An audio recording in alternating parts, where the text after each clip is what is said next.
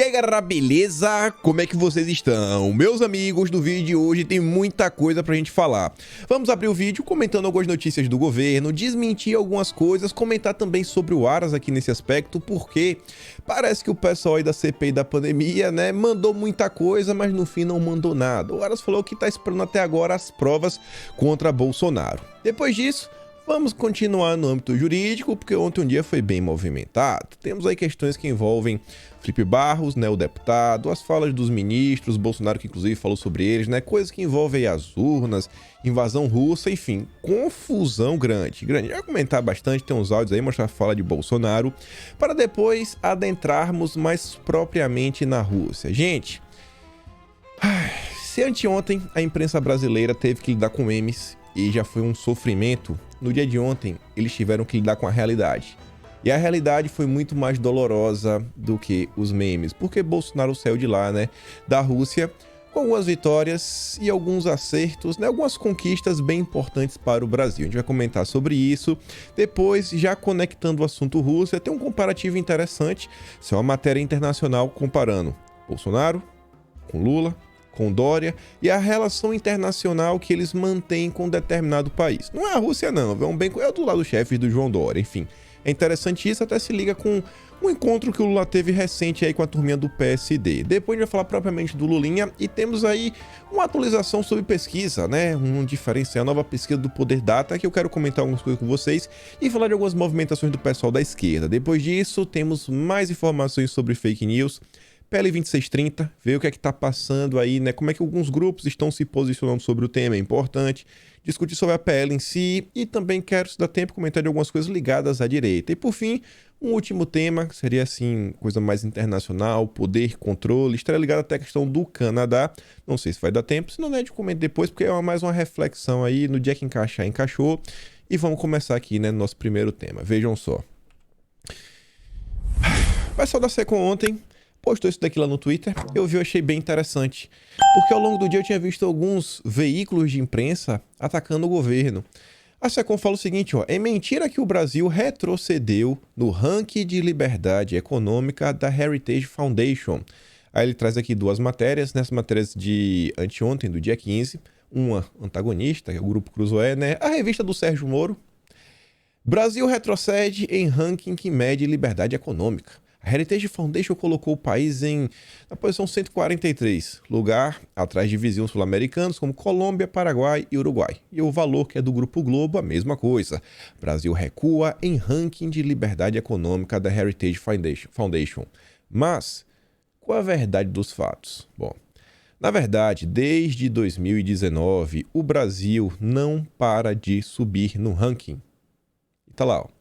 2018, 153. 2019, 150, 2020, 144, 2021, 143, 2022, 133. Ontem também foi o dia do Alexandre Borges reclamar, né? Aquele que deve estar bem chateado porque não conseguiu um lugarzinho no governo Bolsonaro, né? Aquele que apresentou uma foto clássica junto ao Flávio Bolsonaro. Triste, meu Deus, né? Ele tá aqui, ó. Saiu o ranking 2022 de liberdade econômica da Heritage. O Brasil está na constrangedora posição 133. Até esqueci como é que se fala esse número em português, né? Como é 133ª. Entre 177 países. Estamos abaixo da média regional e da média mundial. Não temos avanços significativos desde 2019. Parabéns a todos os envolvidos. Como assim não teve avanço, cara? A gente tava na 153, estamos na 133. Tá melhorando, né? Compartilhado inclusive pelo Guilherme Macalossi, né? O Band Boy, como o Constantino adora chamar. E o Felipe Trelli fala o seguinte, excelente, vamos explicar então o porquê? Se eu fizer isso, corro o risco, né, de acabar até sendo preso, porque tem muita gente que atrapalhou, né, a pauta econômica de avançar. A gente já fala disso.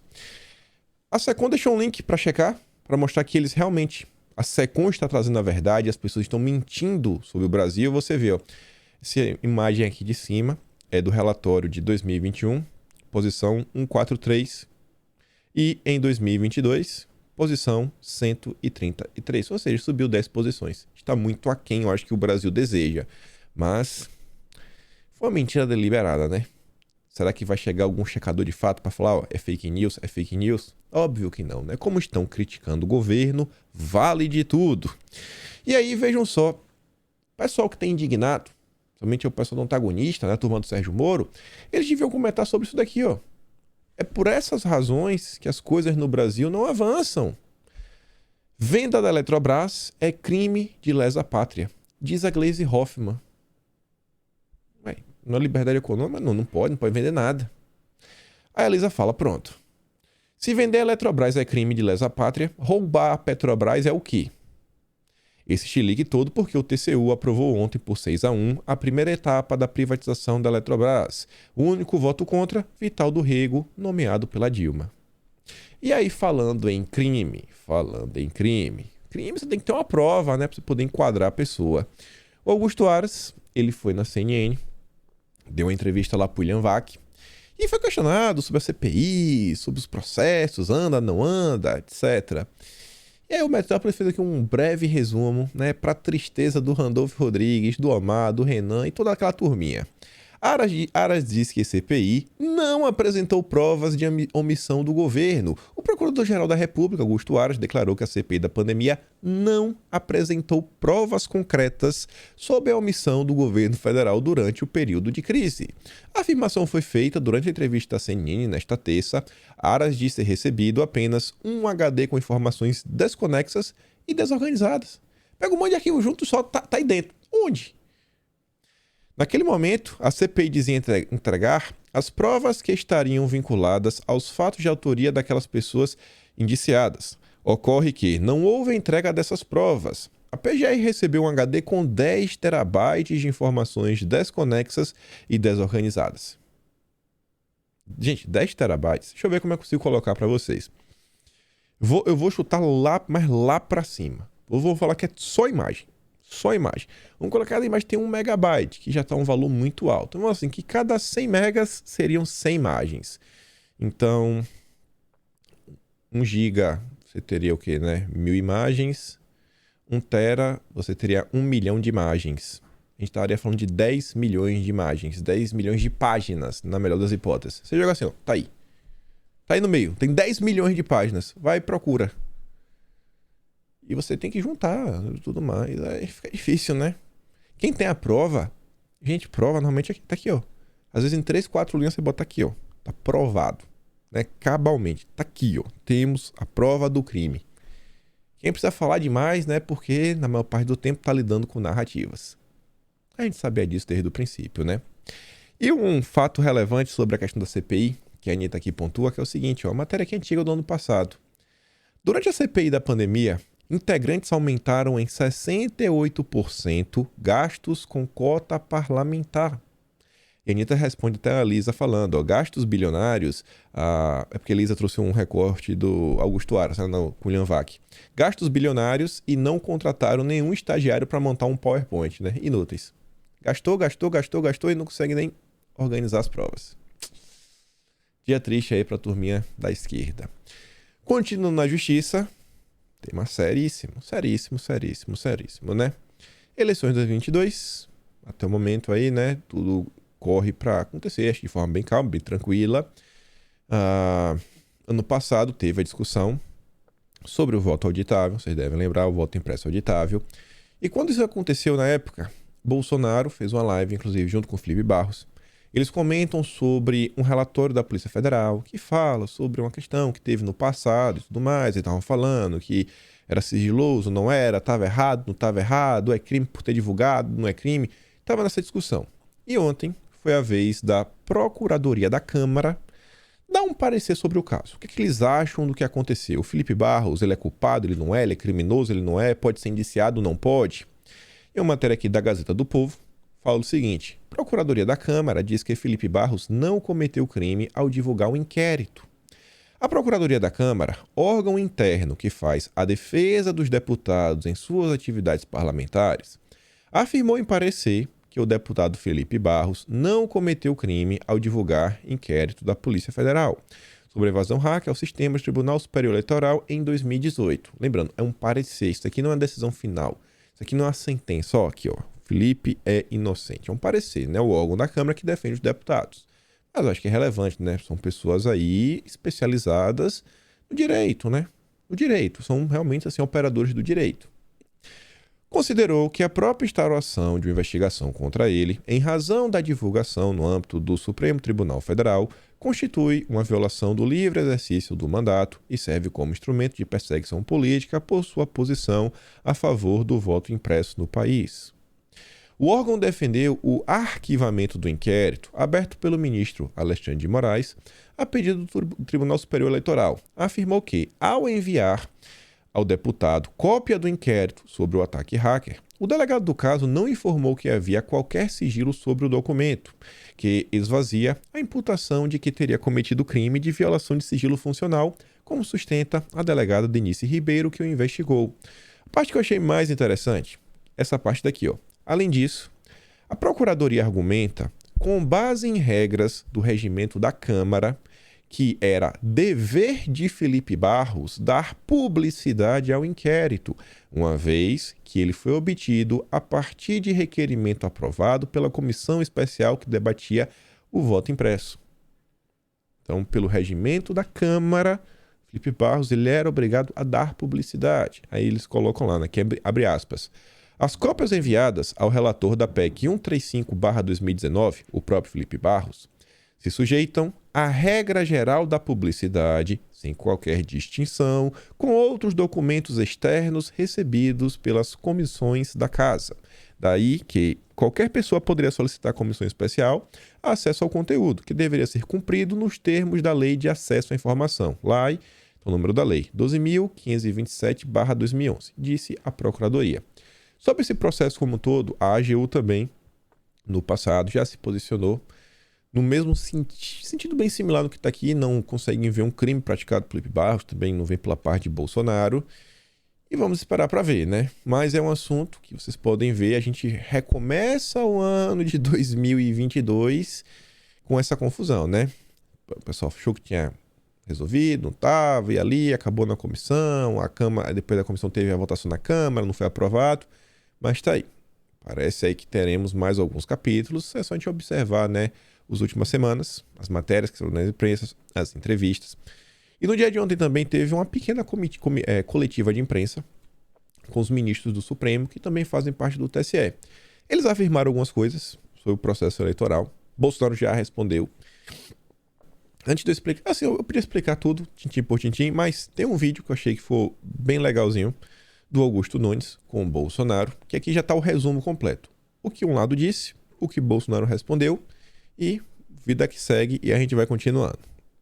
Assunto espinhoso, né? Sabem como é. Vejam só isso daqui. Peraí. E cadê você, Augusto?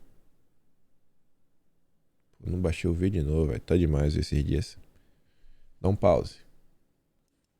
Pronto, voltei. Olha só. O presidente da República, que é o chefe do Estado brasileiro, em visita oficial à Rússia, ele insinua que pode vir um ataque da Rússia. Então as urnas não são invioláveis e a Rússia representa o perigo. Pergunto ao senhor, como é que o senhor recebeu essa declaração? Augusto, eu estou em Moscou, ainda no solo russo. Uma crítica de, na verdade, 3 autoridades que integram o Supremo Tribunal Federal. E, por coincidência, também integram o Tribunal Superior Eleitoral. É triste e é constrangedor para mim receber acusação de como que se a Rússia se comportasse como um país terrorista digital. Eles têm certeza, né? Fachin, Barroso e também ali o senhor Alexandre de Moraes, que eu estou na Rússia. Isso é lamentável, esse tipo de declaração. Confesso, se não visse as imagens, fosse uma matéria escrita apenas, eu ia falar que era um fake news. Agora, como você bem disse, se as urnas são invioláveis, se todo o processo eleitoral é garantido, por que temer possíveis hackers? E dizer que hack existe em praticamente todos os países do mundo. Até em Cuba tem hackers. A inteligência cubana trabalha em cima disso. A Venezuela também tem. Posso citar aqui, eu acredito que não exista país que não tenha um hacker. E tem muito hacker que não um city tour desse ou daquele país. Cuidam dos seus negócios escusos com quem lhe paga mais. Agora, realmente, o próprio ministro Fachin acaba de comprovar, no meu entender, que ele não tem confiança no sistema eleitoral. Eu não sei o que está passando na cabeça deles. Eles nos convidaram no final do ano passado, quero dizer, Forças Armadas, eu sou chefe supremo das Forças Armadas, a participar do processo eleitoral do corrente ano. Nós aceitamos. Então tá aí. Acho que vocês entenderam. Todo mundo deve ter acompanhado isso daí, né? No dia de ontem, todo mundo viu. E realmente, assim, acho que o ponto-chave dessa questão, assim, beleza. A gente entende algumas coisas que estão acontecendo, né? Alguns embates políticos que estão acontecendo desde o ano passado. Mas pontuar, sabe, sobre a Rússia. Ah, olha só, né? Pode invadir, a gente pode estar sendo alvo já da Rússia nesse momento. Pô, o presidente tá lá. Tem que pensar assim, cara, espera só um pouco, porque, pô, tá tendo negociações, tá tendo lá algumas conversas para atrapalhar, são coisas importantes para todos os brasileiros, como, por exemplo, a negociação dos fertilizantes, que não foi só isso, né, a ida de Bolsonaro para a Rússia, a gente vai comentar sobre isso, né, a imprensa, a gente já chega lá, né, a dura realidade que a imprensa brasileira teve que lidar. Enfim, né, Bolsonaro comentou, acho que vocês entenderam, mas quero avançar um pouco mais nesse tema aqui, vejam só. O pessoal aí pontuou sobre a Rússia como um grande problema na área de desinformação, né? Informação, ataques cibernéticos. Mas em 2019, o senador Ângelo Coronel, que é o presidente da CPMI das fake news, que vai voltar, ele esteve na Rússia. Ele gravou inclusive um vídeo e fez sua postagem no Twitter. Ó. Olha, gente, estou na Rússia, absorvendo conhecimento para combater a desinformação, mal que assola o mundo. Como presidente da CPMI das fake news, vim conversar com especialistas e trocar experiências para discutirmos como combater esse mal que destrói famílias e atrapalha democracias. Quando a esquerda vai, é do bem, mas quando o Bolsonaro vai, né? É o Bolsonaro, aí, tá tramando, é um criminoso. Só vou chamar o presidente de criminoso, né? Aí tá lá, ó. A matéria. Quem diz que a justiça eleitoral pode estar sob ataque de hackers e aí cita a Rússia, né, como um dos pontos. Então, assim, foi... Não sei, né? Aquela coisa que a gente fica meio assim, pô, cara. Agora, o que não dá pra aturar é isso daqui. Isso daqui que é absurdo. Lá vem o Haddad, né? Vai chamar de poste, mas deixa pra lá. Bolsonaro foi conhecer novidades das fake news. Aí, e o Ângelo Coronel foi fazer o quê? Foi aprender a mentir pra fake news? Eu não vi essa indignação do Haddad. Lembrando que o Ângelo Coronel já fez, né, lives com o Luciano Ayan, a Madalene Laxo, o Pavinato. Tava junto também do Nereu Crispim. Aí tá lá, né? TSE multa a campanha de Haddad por impulsionar notícias contra Bolsonaro na internet.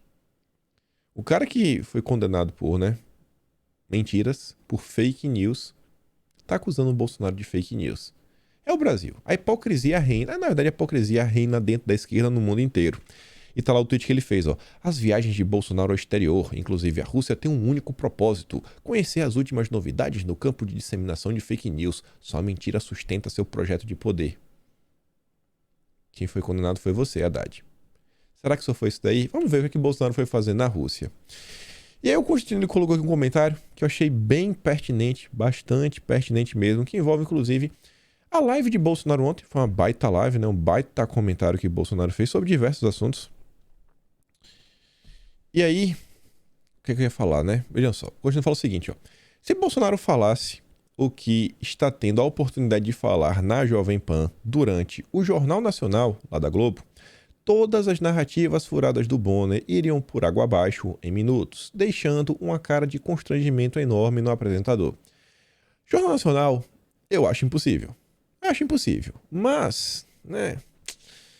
Como é que a gente pode falar? Outras emissoras, acho que tem espaço. Alguns programas um pouco mais alternativos. E isso é importante. Quando um dos calos no pé do governo, principalmente nas eleições de 2022, né? As pesquisas vêm demonstrando que alguns setores da sociedade desconhecem dos feitos do governo e as coisas que eles sabem, na maior parte do tempo, são apenas narrativas. Não só aquelas pessoas da esquerda, que realmente assim já estão completamente perdidas, não tem, acho que nem mais como resgatar. Aquela galera que, sabe, é alguém tirando proveito. Afinal das contas, é só alguém tirando proveito. Aí vem a importância da comunicação. Esse ano, inclusive, né, não pode achar que só as redes sociais, pô, a gente vai resolver tudo por aqui. Vai ter que voltar a olhar para a mídia offline, vamos falar assim, né, o mainstream. E outra coisa interessante, que a gente já comentou também sobre eleições, e vale destacar essa viagem de Bolsonaro à Rússia. Vejam como uma boa agenda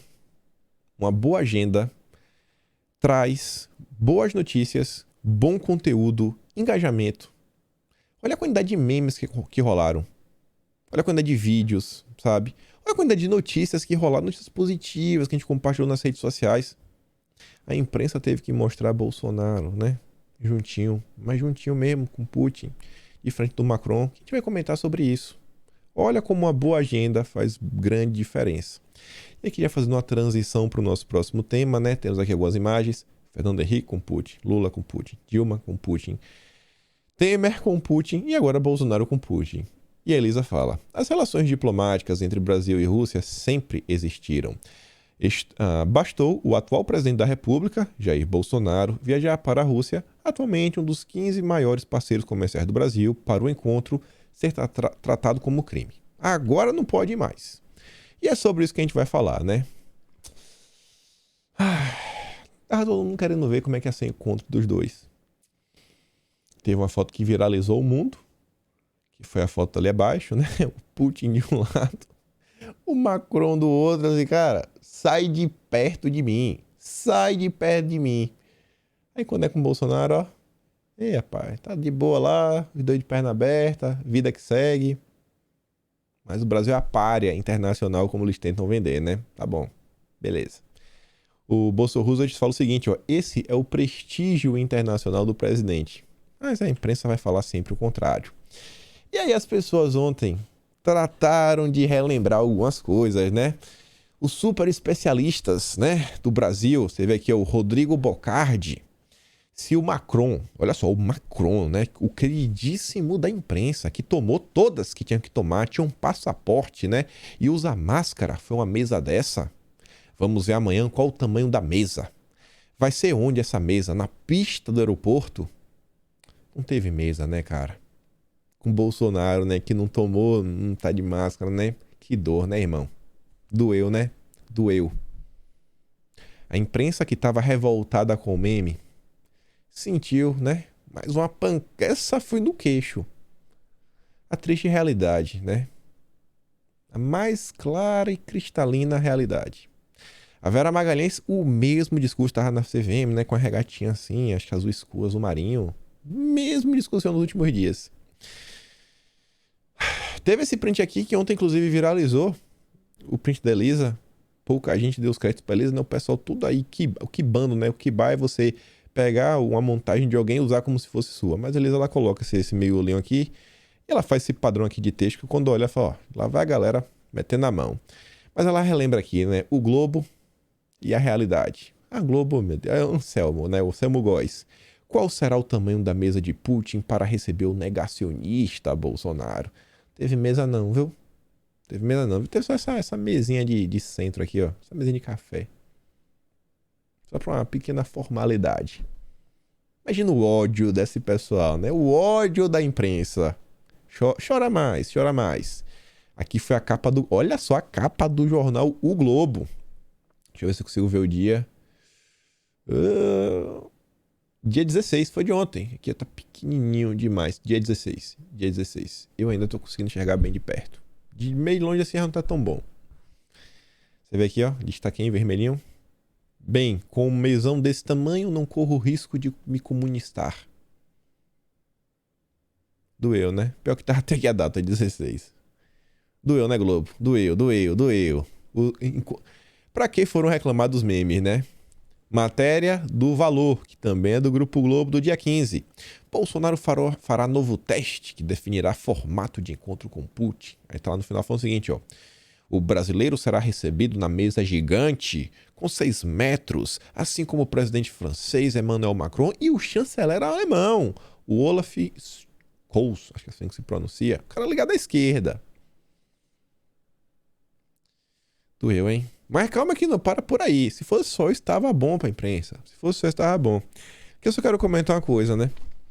Eu sempre me dou o trabalho de tentar pegar as coisas, bater o print, juntar, trazer a pessoa que comentou, porque assim, eu acho que é o mínimo que eu posso fazer. Eu olho assim, ó, tem algumas informações que, cara, eu tenho certeza, eu falo, pô, isso aqui eu leio todos os dias, esse jornal eu leio todos os dias, eu ia ver isso daqui de qualquer jeito. Mas tem algumas coisas assim, muito específicas que as pessoas trazem nas redes sociais, como é que eu não vou dar o mérito?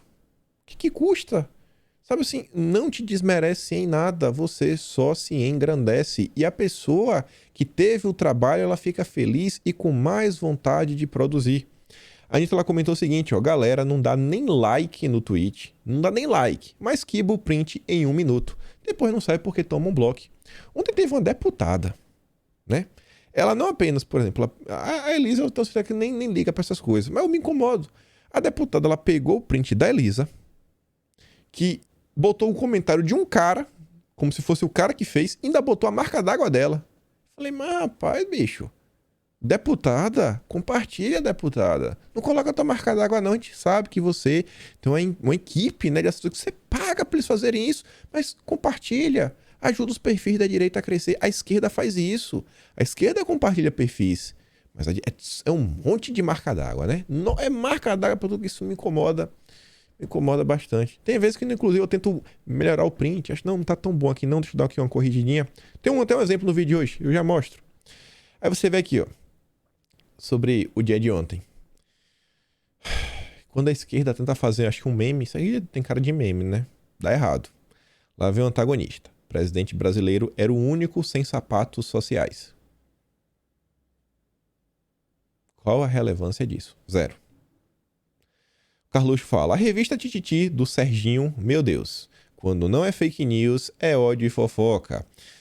Não à toa não é à toa o apoio mútuo. Mas, será que é de graça? Leia mais detalhes na revista Contigo.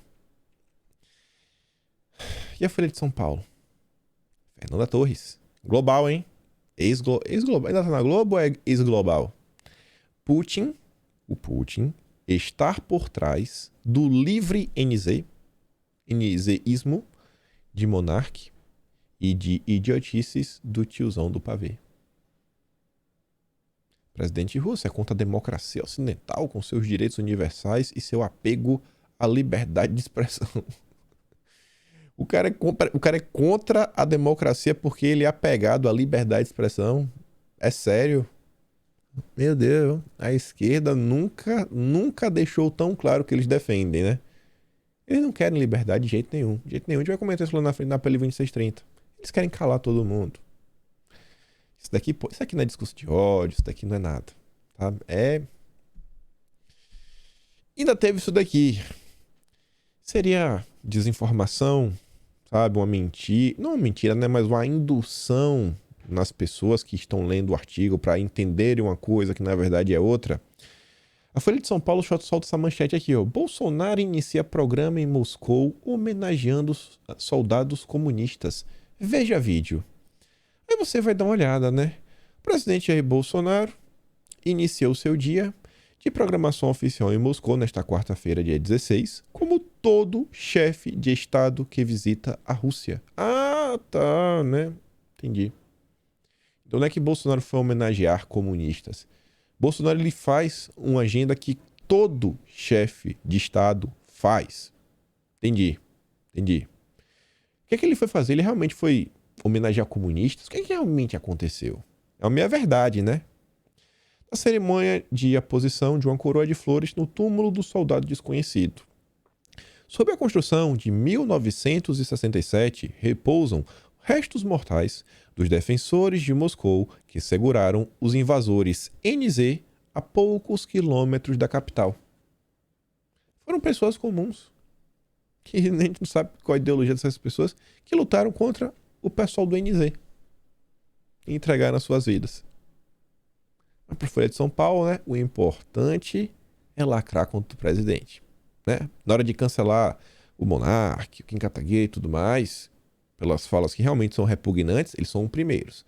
Mas nessa hora aqui que pode, né, ajudar Bolsonaro, não bota na manchete não, porque sabe que o brasileiro gosta de ler manchete. Aí o Ebert ele fez um comentário muito bom sobre esse tema, que é o seguinte, ó, fazer homenagem protocolar a soldados que combateram os NZ é diferente de homenagear porque eram comunistas. Assim como você pode reconhecer méritos de qualquer pessoa sem abraçar as crenças dela.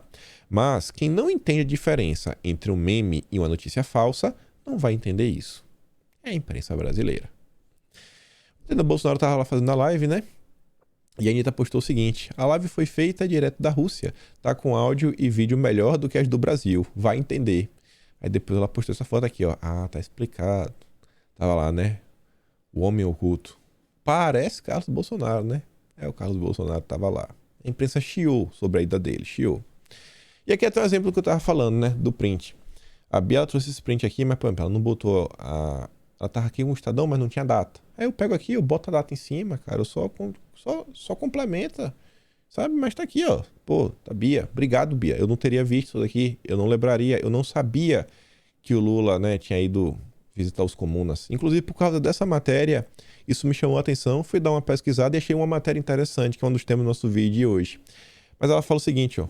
Carluxo aproveita a viagem do pai para passear na Rússia. Vereador, filho do Rio de Janeiro, filho 02 do presidente, viajou com o pai para Moscou e foi visto sem máscara na rua. Meu Deus. Assim, beleza. Não vou defender o Carlos, não. Reclama aí. Ele não devia estar lá, devia estar no Rio de Janeiro, etc. Não sei se ele está de licença, o que é que está acontecendo. Não quero defender. Eu só quero mostrar o duplo padrão da imprensa. Em 2004, o Lula foi com 412 pessoas, uma comitiva, lá, né, visitar os comunas. Ele perguntou o que Bolsonaro foi fazer na Rússia. O que Bolsonaro foi fazer na Rússia? Né? Perda de tempo. Aí você vê, 412. Estão reclamando que foi o Carlos, uma pessoa.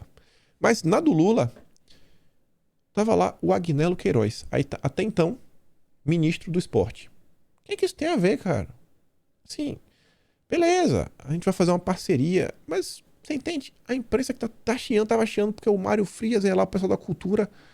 Não, mas o esporte é beleza. O esporte pode, a cultura não pode. Sem querer rebaixar o esporte, né? Mas você fica assim, cara, sabe, entendendo? Assim, gritaria.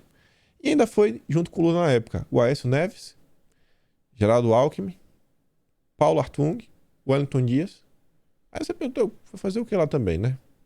Todo mundo pode ir. A imprensa na época tava massa, né? E essa turminha toda hoje, alguns se abrindo como terceira via, né? Como Paulo Artung, o Wellington Dias é o emissário do Lula.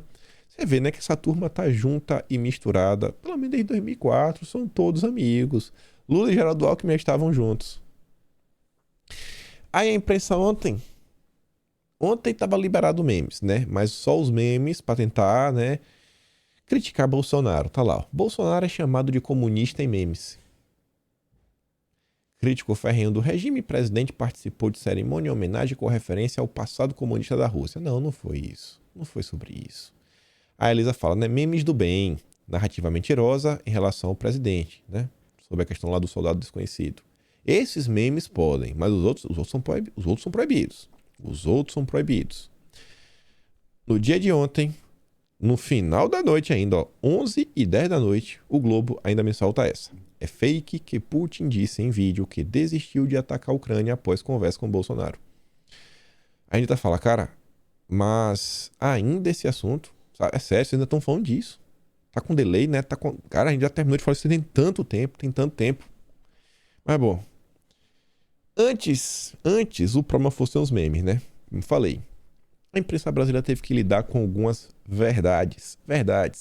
E eu fiz questão de trazer logo do Globo, né? Pra gente sentir aquele ódio impregnado nas palavras dos jornalistas, tendo que noticiar que, ao lado de Putin, Bolsonaro agradece defesa da soberania da Amazônia. Oi, que dor, né? Saber que a Amazônia é do Brasil e não do mundo inteiro. Quando alguns países questionaram a Amazônia como patrimônio da humanidade, eu quero agradecer a sua intervenção, que sempre esteve ao nosso lado em defesa da soberania, disse Bolsonaro em uma aparente alfinetada em líderes como o francês Emmanuel Macron e o Joe lá dos Estados Unidos.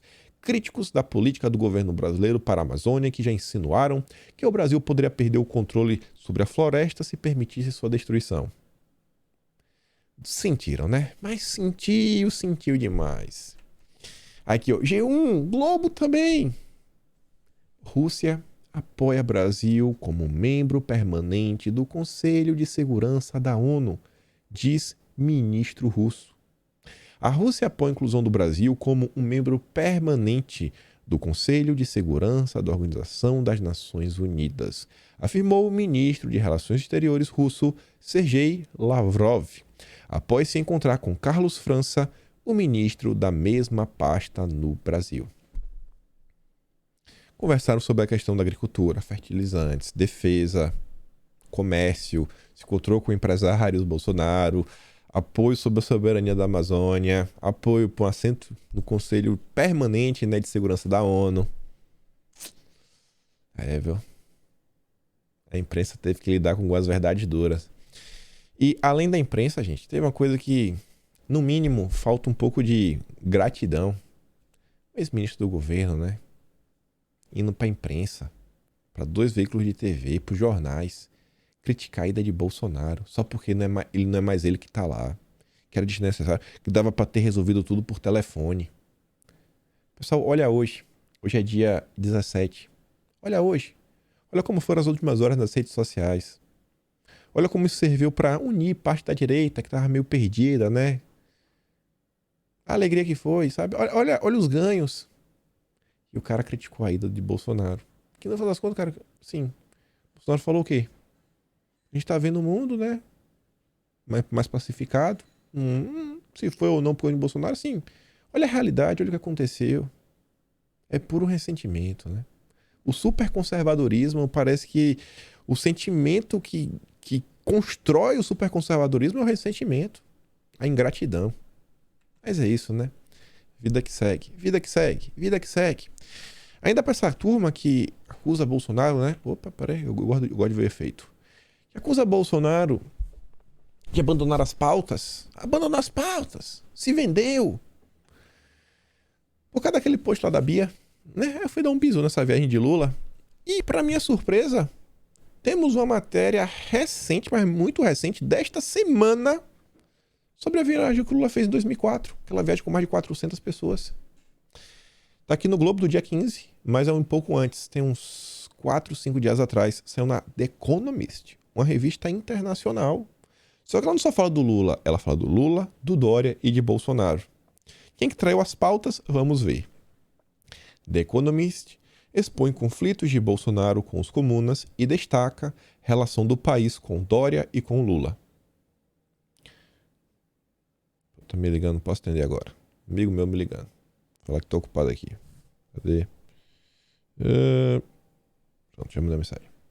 A revista inglesa The Economist apontou, em artigo publicado nesta semana, as diferenças de tratamento que os comunas têm recebido do presidente Bolsonaro, do governador João Dória e do ex-presidente Lula. A publicação diz que, sob a gestão do atual presidente brasileiro, a relação dos países vive seu pior momento e lista ataques feitos pelo clã Bolsonaro contra os comunas.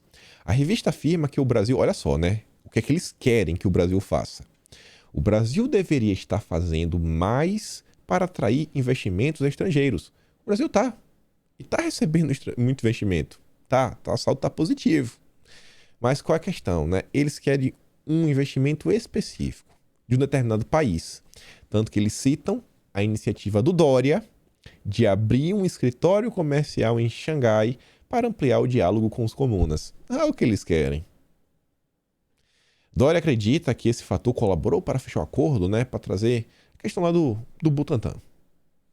A revista relata ainda uma viagem de Lula à China em 2004, quando era presidente. Segundo a publicação, o petista levou uma comitiva digna de rockstar do país asiático, com mais de 450 empresários, além de ministros e governadores. O contato gerou relacionamento e negócios que levaram os comunas a se tornar o parceiro econômico mais importante do Brasil nos 5 anos seguintes, afirma a The Economist. Aí eu fui na matéria original, tá o título em inglês, o título traduzido. O penúltimo parágrafo. O último parágrafo está falando que essa matéria foi ao ar na The Economist na semana, blá blá. Então, que meio que seria o último parágrafo da matéria. A eleição presidencial do Brasil em outubro ajudará a determinar o futuro do relacionamento. Olha como o mundo está preocupado com as eleições. Enquanto a direita superconservadora acusa Bolsonaro de se vender, trair as pautas que o elegeram, o mundo tá pedindo, pelo amor de Deus, tira Bolsonaro daí, coloca o Lula, que a gente não está conseguindo avançar. Olha lá, ó. Lula está pensando em concorrer, né? Ele supera Bolsonaro por ampla margem na maioria das pesquisas. Se ele se tornar presidente novamente, há poucas dúvidas de que ele tentaria consertar os laços. O Lula vai consertar, né? Os erros de Bolsonaro. É Bolsonaro que se vendeu, né? Eita, rapaz. O pessoal tá tentando destruir a candidatura de Bolsonaro só para se favorecer politicamente, cara. Só pra assim, ó, nós somos os donos do discurso conservador. E aí eu falei para vocês que teve também um evento interessante com Lula e o pessoal do PSD, mais especificamente o Eduardo Paes em São Paulo, né? O prefeito do Rio em São Paulo. Foi só para encontrar o Lula, lidando com as eleições. O encontro determinou que vamos fazer um pacto de não agressão, né, no primeiro turno. E no segundo turno eles vão estar juntos de qualquer forma. O PT aparentemente vai estar apoiando o Marcelo Freixo, do PSB. E o Eduardo Paes quer lançar um candidato próprio, que aí possivelmente vai ser o Felipe Santa Cruz, que é o ex-presidente do AB. E vejam só, Lula e Eduardo Paes. O que é que isso tem a ver com a matéria anterior? Fui dar um bizu na internet, botar umas palavras-chave, e me deparei com essa matéria aqui do Valor, que é do Grupo Globo. Rio de Janeiro quer ser hub de negócios no continente. Beleza, bacana, não tem nenhum problema você querer atrair investimentos, fazer negócios. Isso é bom, mas quando você vai olhar o que é que está se falando, o negócio não é tão simples assim. O prefeito da cidade do Rio de Janeiro, Eduardo Paes, afirmou nesta segunda que, em seu entendimento, a capital fluminense poderia se tornar hub, um centro catalisador de negócios com parcerias e oportunidades firmadas com outros países. As declarações foram feitas durante o quê? Olha só, 4º Seminário Brasil Comunas. Com o tema, olha o tema, Cinturão e Rota. Estamos falando da nova Rota da Seda, né? Regras e coordenação de políticas. Quem que realiza? A FGV. Olha aquela questão, não é do PPI, a participação, não é PPI, não. É o público-privado. Enfim, né? São aquelas relações entre o público e o privado. Tem um nome, esqueci agora. Esqueci o nome agora da sigla, mas enfim. FGV, gloriosa universidade, em parceria com a Embaixada dos Comunas e o escritório Kincaid. Eu não tive tempo de dar um bizu, mas depois eu vou olhar esse escritório, vou olhar quem é esse Mendes Viana, vou ver esse pessoal aí, né? Que tem alguma relação, porque eles, sei lá, caíram aí de paraquedas. E aí nesse evento, o Eduardo Paes defende o seguinte, ó. Entendemos que o Rio de Janeiro pode ser uma porta de entrada da nova Rota da Seda. Já quer dar uma rasteira no João Dória.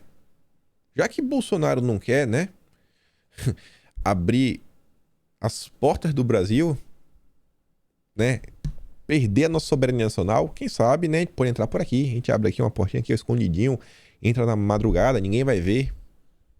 Citando a série de rotas interligadas através do sul da Ásia, usadas como comércio da seda entre Oriente e Europa. Olha como o Globo, né, tenta florear o assunto, vender como se não, olha só, um negócio interessantíssimo, uma rota de logística, só tem pontos positivos. A gente sabe que não é assim. Para Eduardo Paes, o Rio pode atuar em parcerias de negócios nos campos de infraestrutura e ambiental. Ele comentou que a cidade tem histórico na última década de promover uma série de parcerias público-privadas. Aí, ó, PPP, pronto. Parceria público-privada, falei PPI. Algo que nós pretendemos continuar avançando. E olha só isso daqui. O prefeito pontuou ainda que a cidade poderia atuar em projetos ligados à redução de emissões danosas ao meio ambiente. Agenda verde. Há um volume enorme de oportunidades, disse, não descartando a ideia de que o Rio possa se converter em hub de tecnologia, ou seja, um centro de negócio, no setor exemplo que ocorre na cidade de Shenzhen. Deixa a mensagem que a cidade do Rio está mais que aberta para ser a capital da nova Rota da Seda em todo o continente. Vamos voltar aqui para essa área aqui, o que eu grifei de azul. Ó. A cidade poderia atuar em projetos ligados à redução de emissões danosas ao meio ambiente. Um negócio desse é para fazer negócio. É para ganhar dinheiro. Nunca se esqueçam dessa frase, né? Essa turminha da esquerda, essa turminha globalista, essa turminha assim bilionária, bilionário, adora ganhar dinheiro salvando o mundo. Cara, eu nunca vi isso. Bilionário adora ganhar dinheiro salvando o mundo. É inacreditável. É inacreditável. Cara, não dá. Adora ganhar dinheiro salvando o mundo. Mas beleza. Vida que segue. Vamos falar aqui mais rapidamente do Lula em algumas coisas, movimentações políticas. Líderes de esquerda defendem união contra o bolsonarismo. Aqui a esquerda como um todo, né? Falando assim, ó, gente, aceita o Alckmin sem reclamar. Tá lá, ó, em evento do PSOL, expoentes de outras siglas criticam o governo, pregam união e não falam do Alckmin. Ou seja, aceita o Alckmin. União com o bolsonarismo é, vamos nos fechar em torno do Lula. Aí você vê, Cortella diz que reeleição de Bolsonaro aumenta risco à democracia. A gente sabe, né? Democrata é o Lula. Haddad, que é Mário Cortella no Ministério da Educação. Olha só, né? Era o ministro do Haddad. Minha admiração pelo Lula não é inédita nem inesgotável. Deve ser por isso que tem essa barbinha aí, né? Bem parecida com o Lula. Não dá, cara, não dá.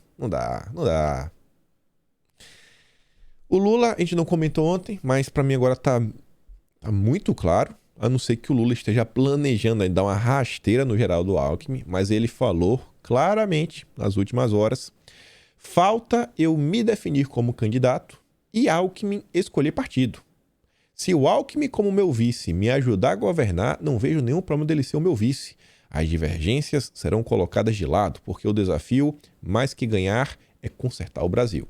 Já fez o aceno, é Lula-Alckmin 2022 nas urnas, né? Espero que tenha uma derrota cachapante.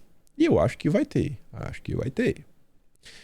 Sai a matéria do Metrópolis. A gente já tinha anunciado, né? Ninguém sã consciência achava que tinha alguma chance da Simone Tebet sair candidata. Renan Calheiros deu uma entrevista para o Guilherme Amado. Se resume em poucas frases. Renan defende apoio a Lula no primeiro turno se Tebet não decolar até maio. Simone Tebet decolar. Tá bom. Vai. Nossa, ela realmente tá numa crescente. Em entrevista, o senador defendeu que se discuta o impeachment do Aras. Ainda quer discutir o impeachment do Aras e ainda falou que o impeachment da Dilma foi forçado e que hoje o MDB não apoiaria. E no final ele diz, né, que a própria senadora concorda com a retirada de sua candidatura. Que aí é o complemento que falta ali na manchete, no subtítulo. A Simone Tebet já concordou. Em maio, se ela não decola, ela tira. Ou seja, o MDB vai estar com Lula no primeiro turno das eleições de 2022.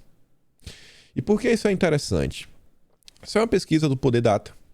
Inclusive coloca, acho que o Moro com 9% dos votos. Você pensa assim, ó. Tem muita gente que vota no Moro que vota no Lula. Mas vou esquecer isso daí. Não vou nem pensar que se os 9% do Moro fosse para Bolsonaro, já tava 40-40, né? Umas pesquisas que a gente já fica assim, cara, essas pesquisas tem certeza. Mas independentemente disso, onde tá ali o 42 e 28, que tinha uma diferença de 14 pontos percentuais entre os candidatos, isso foi há um mês atrás. Em um mês, a diferença também já caiu 5%. Né? Não sei, quem sabe a próxima pesquisa a coisa começa a diferenciar de novo, né? Bolsonaro começa a perder apoio e tudo mais. Mas assim, eu olhando para as eleições, vendo o Bolsonaro, né, começar a se movimentar para o modo campanha, que é um diferente, pode falar algumas coisinhas a mais. Só olha essa viagem à Rússia, né, já rendeu muita coisa. Olha que ele nem falou do Lula.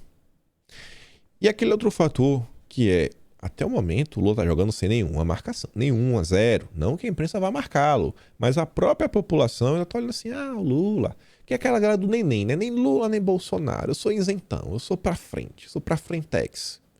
Então, quando a ficha dessa galera cair, se tiver um segundo turno, que deve ter, aí o cara fala, caraca, bicho, é o Lula do outro lado. Tanto que é por isso que o PT está tão preocupado em tentar vencer a todo custo no primeiro turno. O segundo vai ficar bem complicado. Bem complicado. E aí a gente entra no tema relacionado às fake news e falar um pouco da direita brasileira. Vejam só. Eu acho que essas duas imagens, pequenas imagens com pequenas frases, tweets, na verdade, eu acho que para mim elas desenham muito bem o pensamento da esquerda e da terceira via. A esquerda já tem o próprio Lula como exemplo, né? Já falou pelo menos 9 vezes, desde que foi solto em 2019, que vai regulamentar a mídia e as redes sociais. O Leandro Demore, ele compartilha o Marcelo Soares, que está respondendo a ele, falando o seguinte, ó. Pois é, eu já fui contra a ideia. Hoje, quando falam em regulamentação da mídia, o que eu quero é saber quais são os pontos. Regulamentação da mídia é um conceito tão vago quanto reforma eleitoral. Eu não sou mais contra, agora eu só quero saber o que vão fazer. Aí o Leandro Demore falou o seguinte, exatamente. Não se pode criticar alguém, seja o Lula ou quem for, por querer regulamentar um setor sem nem saber como ele pretende fazer isso. É uma perfeita definição de interdição do debate. A Bolsa de Valores é regulamentada. O setor de combustíveis, a internet, a imprensa não pode? Você vê, né? Vocês acham, gente, que existe alguma chance de haver censura contra a imprensa, entre aspas? Porque hoje você só é jornalista se você for de esquerda. Você só é jornalista se você for de esquerda. Se você já tiver uns 30, 40 anos, for da TV tipo o Alexandre Garcia, quem sabe lhe chamam jornalista. Até o Alexandre Garcia já tem vez ou outra que não chama mais, né?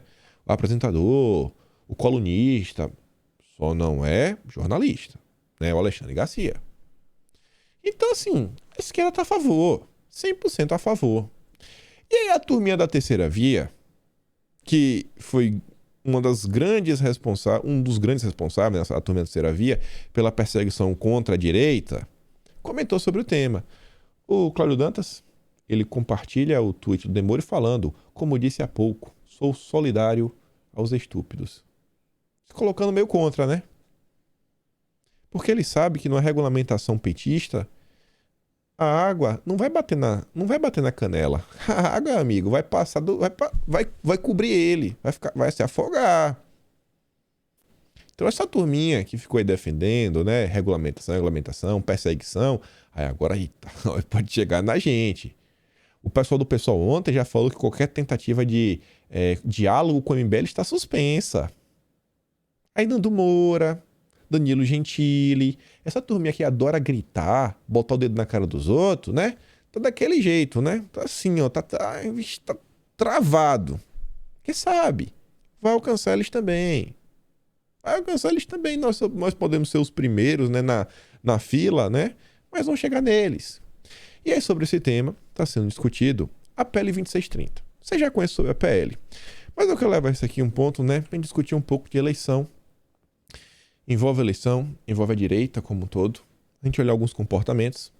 Ontem nós vimos aqui, né, o Paulo Enéas. O Paulo Enéas é o tipo o Diogo Mainardi do Otávio Facuri, né? O Crítica Nacional é o antagonista do PTB. Aí o Paulo Enéas fala o seguinte, você vê, né? É o professor de Deus. O professor de Deus da direita. Super conservador. A esquerda oficial não conseguirá sozinha aprovar o PL 2630 das fake news. Ele só será aprovado com os votos dos deputados do Centrão, a quem o governo entregou parte da administração pública em nome da governabilidade.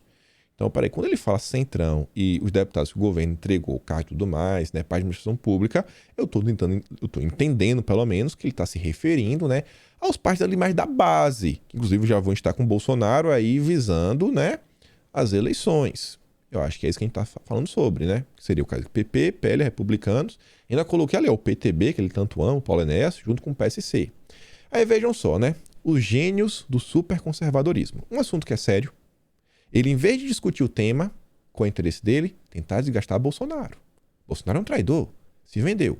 O professor de Deus, ele não tem o mínimo conhecimento, mas um mínimo conhecimento de como funciona a agenda legislativa, né? Uma tramitação. Ele não sabe, por exemplo, que um PL não é nem um PLP. O PLP, que é um projeto de lei complementar, precisa de pelo menos 257 votos, que é a maioria, né, da casa. Tem 513 deputados, viu, Paulo Enéas? Então você vê ali, ó.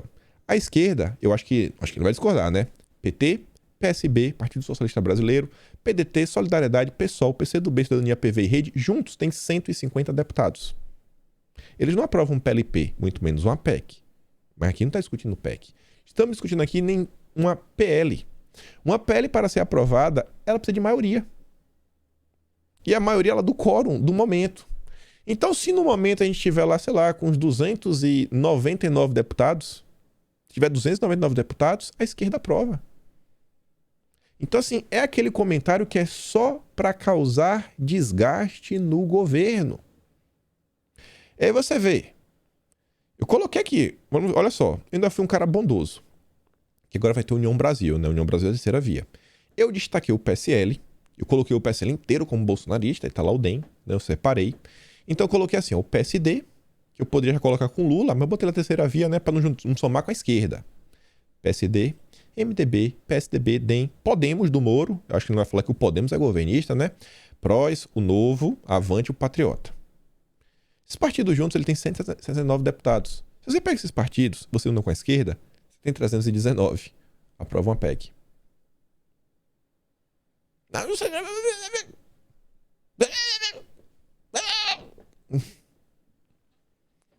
Aí depois não sabe porque o pessoal faz um meme do seu Paulo Enéas, né? Com. Como é que o pessoal bota?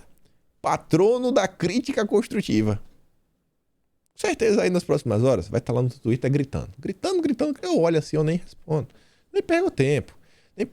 Ele ontem inventou um termo novo. Memes brifados. Só faltou falar, né? Que foi o gabinete do ódio que fez os memes. Você entende como são as coisas, gente? Essa é a turma da crítica construtiva. Tem gente que vai ser candidato também que tava jogando esse posto lá pra cima. Só pra desgastar o governo. Trabalhar pra trazer voto. Conversar com o deputado. Pegar um pela mão, pelo outro. Tentar conversar com os... Aí ninguém quer.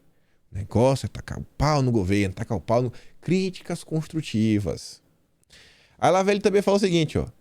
Parte do superconservadorismo. Liberdade é mais importante que obras. O Bolsonaro, né? Jovem rapaz aí da Faculdade do Direito, fala o seguinte, cara, é por esse tipo de fala que a esquerda tem muito mais apelo pro povão. Se falar isso pra bolha do Twitter ou pro povo num país de primeiro mundo, o geral vai concordar. Mas aqui no Brasil, onde temos coisas como Petrópolis, a maioria da população sem saneamento, né? Esgoto a céu aberto, cara, concordar eu até concordo, mas não podemos tratar obras como se fosse populismo barato ou pão e circo, quando na realidade elas salvam vidas. E o Demagogia responde, ó, em um país sem infraestrutura, como saneamento básico e malha viária, obras podem trazer liberdade. Pensa o seguinte, gente, você mora no Nordeste, você não é que você não tem esgoto, você não tem água. Você acorda de manhã, a sua preocupação, a primeira preocupação é arrumar água. Você precisa beber água. Se não for todo dia, algumas vezes por semana. Você precisa arrumar água. É a sua primeira preocupação. Enquanto você não arruma água, você não está livre para fazer alguma outra coisa, que seja cuidar da casa, fazer comida. Você precisa primeiro arrumar água. Como a gente já tem água em casa, a gente já esquece disso, né? Você vê o que normalmente nos atrasa no dia a dia são os problemas. Ou seja, assim, joga uma frase de efeito nesse sentido, porque o superconservadorismo, né, não tá apoiando o Bolsonaro. Não tá apoiando, por exemplo, o candidato de Bolsonaro em São Paulo. Até reclama. E aí, olha, só falta chamar alguns chamam até de gado. Olha lá o gado, ó. Vai votar no candidato que Bolsonaro manda. Então, assim, é aquela coisa, é o dia todo, bicho. É o dia todo. Eleição tá aí, sabe? E aí reclama se faz meme. Ah, tá perdendo tempo com meme, devia estar discutindo assuntos mais sérios. É o tempo todo, pô. Esse pessoal tem que aprender a rir, desestressar um pouquinho. Você vê isso daqui, ó. Tem hora que eu falo assim, cara, o superconservadorismo às vezes parece a imprensa. Olha esse tipo de matéria. Comitiva de Mário Frias Europa gastaria 80 mil em diárias. Pronto. Mário Frias está sendo criticado por uma coisa que ele nem fez. Ó, peraí, gastaria quer dizer que ele não gastou? As notícias dos jornais que adora perseguir o Heleno agora são como base em um futuro que não aconteceu? Genial. No fundo do poço tinha um alçapão. Nem aconteceu. E sobe aqui a cultura, para fechar o vídeo, tinha muito mais coisa, mas não vai ter tempo de comentar hoje. Ontem o pessoal da cultura, né, o André, está sendo aqui agora processado.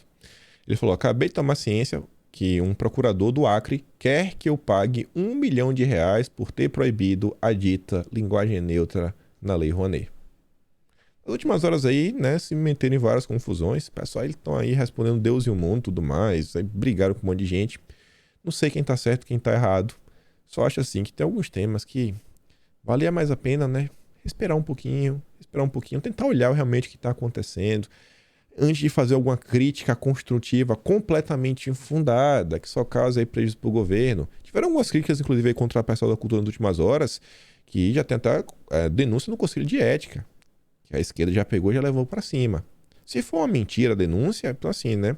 É mais e mais desgaste ao governo. Então assim, acho que o superconservadorismo já é total oposição. Total oposição. É só olhar aí, né? Mas eles falam por um bem do Brasil, que isso, aquilo, outro.